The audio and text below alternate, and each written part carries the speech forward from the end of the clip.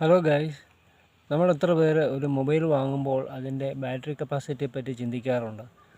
നമ്മൾ ആകെപ്പാടെ നോക്കുന്നത് എന്നാന്ന് വെച്ചാലേ അതിൻ്റെ ഡിസ്പ്ലേയും പിന്നെ അത്യാവശ്യം നല്ല ഡിസ്പ്ലേ ഉണ്ടോ, പിന്നെ കാണാൻ നല്ല ചേലാണോ, പിന്നെ 4G ആണോ 5G ആണോ, കഴിഞ്ഞു. നമ്മൾ അതിൻ്റെ ബാറ്ററി കപ്പാസിറ്റിയെ പറ്റി ചിന്തിക്കാറുമില്ല, അതൊട്ട് നോക്കാറുമില്ല.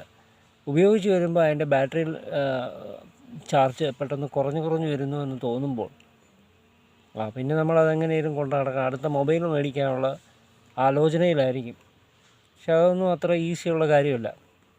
എൻ്റെ മൊബൈലിൻ്റെ ബാറ്ററി കപ്പാസിറ്റി എന്ന് പറഞ്ഞാൽ 4000 mAh ഉള്ളൂ. അത് ഒരു ദിവസം എനിക്ക് 4-5 വട്ടം റീചാർജ് ചെയ്യേണ്ടി വരും. ഫുള്ളി ഞാൻ റീചാർജ് ചെയ്യത്തില്ലെങ്കിൽ പോലും പെട്ടെന്ന് ചാർജ് അങ്ങ് കുറഞ്ഞു വരികയാണേ. അപ്പോൾ പിന്നെ എനിക്കൊരു ഓപ്ഷനേ ഉള്ളൂ മുന്നിൽ. ഞാനൊരു പവർ ബാങ്ക് മേടിച്ചു. ക്രേറ്റോസിൻ്റെ ഒരു പവർ ബാങ്കാണ്, 10,000 mAh ആണ്. ഇന്നാണത് വന്നത്, ആമസോൺ വഴിയാണ്. നോക്കൂ ഗൈസ്, ഞാൻ നേരത്തെ ഒരു വീഡിയോ ചെയ്തിട്ടുണ്ടായിരുന്നു.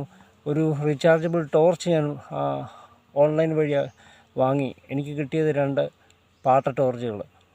അപ്പം തട്ടിപ്പുകളുണ്ട് ഇതിനകത്ത്. പക്ഷേ ആമസോൺ വഴി അത്ര വലിയ തട്ടിപ്പൊന്നും നടക്കുന്നില്ലെന്നാണ് എനിക്ക് തോന്നുന്നത്. എങ്കിലും ഈ തിരിച്ചു വരുവാണെങ്കിൽ, നമ്മൾ തിരിച്ചു പറയുകയാണെങ്കിൽ, നമ്മൾ ഈ ബാറ്ററി ലൈഫിനെ പറ്റി പറയുകയാണെങ്കിലേ അത് ഒരു അത്യാവശ്യ ഘടകം തന്നെയാണ്. ഒരു മൂവി കാണണമെങ്കിൽ നമുക്കൊരു പവർ ബാങ്ക് ഉണ്ടെങ്കിൽ അതുപയോഗിച്ചൊരു മൂവി കാണാം. അത് റെസ്റ്റ് ടൈമിലൊക്കെ നമുക്കൊന്ന് ഉപയോഗിക്കണമെങ്കിൽ, ഒരു ന്യൂസൊക്കെ കേൾക്കണമെങ്കിൽ, ഇപ്പം എല്ലാ ന്യൂസ് ചാനലുകളും നമ്മുടെ മൊബൈലിൽ നമുക്ക് കാണാൻ പറ്റുമല്ലോ. അതുപോലെ സിനിമ വരെ നമുക്ക് കാണാൻ പറ്റുമല്ലോ. അപ്പോൾ ഒരു പവർ ബാങ്ക് അത്യാവശ്യമാണ്. ഇത് നല്ലൊരു പവർ ബാങ്ക് ആണെന്ന് തോന്നുന്നു. 10,000 mAh ആണ് ഇതിൻ്റെ കപ്പാസിറ്റി. അപ്പോൾ നമ്മുടെ 4000 mAh ബാറ്ററി നമുക്ക് 2.5 ടൈംസ് ചാർജ് ചെയ്യാൻ പറ്റും. അത് മതി നമുക്കത്. നമ്മുടെ സാധാരണ യൂസിനൊക്കെ അത് മതി. അതിൽ കൂടുതൽ ആവശ്യമുള്ള ഒരു 20,000 mAh മേടിക്കുകയാണ് ഉചിതം. നമ്മുടെ മൊബൈലിൻ്റെയൊക്കെ ബാറ്ററി കപ്പാസിറ്റി 4000 mAh ആണെന്ന് പറഞ്ഞല്ലോ മിക്കവാറും. അപ്പോൾ അത് ചാർജ് പെട്ടെന്ന് അങ്ങ് തീരും. അതുകൊണ്ടാണ് നമുക്കൊരു പവർ ബാങ്ക് അത്യാവശ്യമായി വരുന്നത്. ഇതിന് ഡ്യുവൽ സ്ലോട്ടുകളുണ്ട്. ചാർജ് ചെയ്യാൻ പറ്റും. ഒരേ ടൈമിൽ 2 ഡിവൈസ് വരെ ചാർജ് ചെയ്യാം. അപ്പോൾ അതിനുള്ള കോഡും കാര്യങ്ങളൊക്കെ ഇതിനകത്ത് കൊടുത്തിട്ടുണ്ട്. കോഡുണ്ട്. അപ്പോൾ ഒരു എക്സ്ട്രാ ഡിവൈസൂടെ ചാർജ് ചെയ്യണമെങ്കിൽ ഒരു കോഡൂടെ നമ്മൾ വാങ്ങിയാൽ മതിയാവും.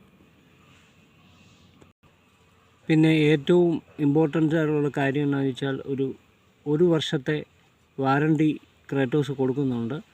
അതുകൊണ്ട് ഈ സ്കാൻ ചെയ്താൽ മതി. അതിൻ്റെ ഈ പ്രൊഡക്റ്റിൻ്റെ കൂടെ കിട്ടുന്ന ഒരു കൂപ്പണിനകത്ത് QR കോഡുണ്ട്. അത് സ്കാൻ ചെയ്ത് കഴിഞ്ഞാൽ നമുക്ക് ആ സൈറ്റിൽ രജിസ്റ്റർ ചെയ്യാവുന്നതാണ്. അപ്പോൾ നമുക്കൊരു വർഷത്തെ വാറണ്ടി കിട്ടും. പിന്നെ ഇതിൻ്റെ ഫീച്ചേഴ്സൊക്കെ നിങ്ങൾക്കറിയാമല്ലോ, പറയേണ്ട കാര്യമില്ല. പിന്നെ ഇത് ഉപയോഗിക്കുമ്പോൾ പവർ ബാങ്ക് ഫുള്ളി ചാർജ് ചെയ്യണം, എന്നിട്ടേ നമ്മൾ മൊബൈൽ ചാർജിങ്ങിനും മറ്റാവശ്യങ്ങൾക്കും ഉപയോഗിക്കാവൂ.